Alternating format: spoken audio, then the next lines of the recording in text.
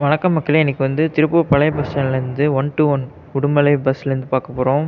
காலையில் 6:45, 8:25, 9, காலை 10:15, 10:50, மதியம் 12:05, மதியம் 1 மணி, மதியம் 1:35, மதியம் 2:45, மதியம் 3:30, மாலை 4:50, மாலை 5:10, மாலை 6:40, 7:25, இரவு 8:30, இரவு 8:55.